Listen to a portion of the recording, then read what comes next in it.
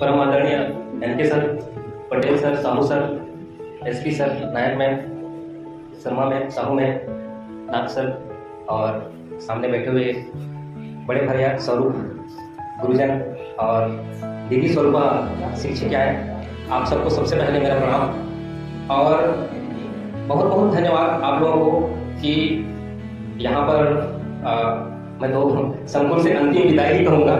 तो अंतिम विदाई के लिए जो आप लोगों ने ये आयोजन रखा,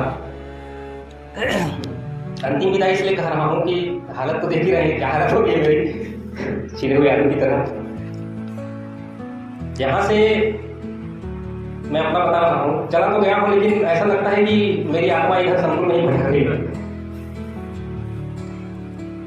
कुछ लोग बोलते हैं कि नाग सर मुझे डस लिए, तो मजाक कर रहा हूँ। चला तो गया हूँ, बाकी आप लोगों की लत लगी हुई थी, थोड़ा सा भूलना मुश्किल है। धीरे धीरे कोशिश कर रहा हूँ भूलने की और शिकायत भी होगा मेरे स्टाफ को। मैं यहाँ से जाने के बाद दोबारा मिलने नहीं गया हूँ। कारण ये है जैसे ही उनसे मुलाकात करता हूँ वो जो जख्म है विदाई का, दूर जाने का, वो फिर से हरा भरा हो जाता है।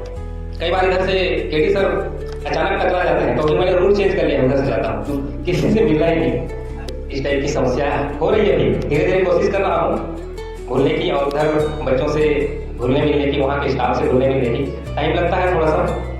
बाकी आप लोगों की जो यादें हैं बहुत अच्छी अच्छी यादें हैं। एक पोटली बनाकर रखा हुआ हूँ। अपने स्टाफ की बात करूँ तो हमारे जो परम आदरणीय Akshay sir, HM, MS, senior कहूँ, बड़े भैया कहूँगा उनको, क्योंकि उनका जो व्यवहार है कभी ऐसा एहसास नहीं होने दिए कि सुप्रीम सीनियर है वहाँ पर। उनकी जो बातें हैं कभी ऑफिशियल लैंग्वेज में नहीं रहा हमारे साथ। हमारा हमेशा प्यार दुलार और एक सम्मान के साथ हमसे बातचीत किए। तो ये जो यादें हैं हमेशा रहेगी। दाऊ सर की बात करूँ तो एक बहुत ही सरल स्वभाव के धनी व्यक्तित्व है। इस टाइप का लगता है कि जैसे कि एक गाय जो होती है उनके बारे में यही ऑब्जर्व करता हूँ। तो उनके साथ भी काफ़ी अच्छा मेरा संबंध रहा है। और केटी सर की बात करूँ तो शुरू से लेकर आखिरी तक अगर किसी व्यक्ति ने मेरा हेल्प किया है किसी भी मामले में, चाहे पर्सनली हो चाहे ऑफिशियली हो, क्यों ना रात को हो, अगर इस एरिया में, क्योंकि मैं यहाँ से 60-70 किलोमीटर दूर का व्यक्ति हूँ, तो इस एरिया में कभी भी कुछ भी जरूरत पड़ती है तो सबसे पहले मैं केटी सर को ही याद करता हूँ। और वो ऐसा व्यक्ति है जो माने कहने से पहले समझने वाले कि इस व्यक्ति को ये समस्या है, ये हेल्प करूँगा, ऐसा उनका मेरे साथ रिश्ता रहा है। और बहुत हेल्प भी किए हैं और उनके साथ मैं काफ़ी बहस भी किया हूँ, ये भी बात है।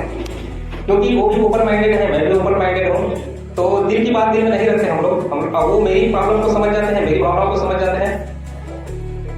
अगर मैं कहूँ कि ये बातें मुझे पसंद नहीं है तो समझ जाते हैं, अब वो भी कह देते हैं।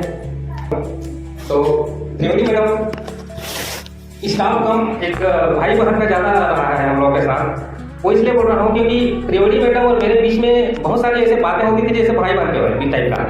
कई बार ऐसे पर्सनली सवाल करते थे कि उस दिन आप क्यों नाराज थे, क्या बात हुई, तो मैं गुस्से में बोलता था कि नहीं बताऊंगा, तो समझ जाती थी कि गुस्से में है, ये नहीं बताने वाला है। तो इस टाइप का उनका मेरा एक भाई बहन का रिश्ता रहा।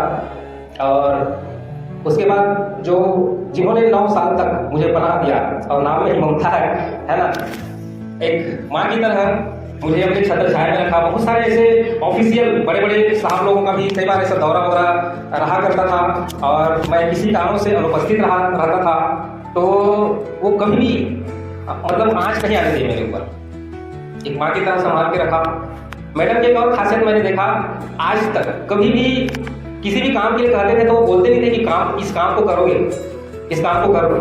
वो ये बोलते थे कि इस काम को कर दोगे क्या, काम दोनों में करवाना है, लेकिन बोलने का जो तरीका है उससे आदमी उत्साहित होकर करता है। तो ये खासियत है मैडम में। और एक और खास बात, 9 सालों में ममता मैडम और मेरे बीच में कभी भी किसी भी बात के लिए लेकर कॉन्फ्लिक्शन नहीं हुआ।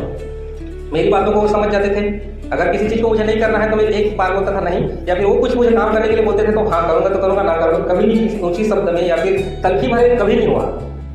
इस टाइप का सिचुएशन कभी नहीं आया। तो ऐसा जो स्टाफ मिलना है ना, ऐसा नहीं है कि नहीं मिलेंगे, लेकिन जो अभी तक मिला है तो वो सब जो यादें हैं उसको मैं पोटली में गठरी बांध के ले जा रहा हूँ। काम है, प्लीज आ जाइए।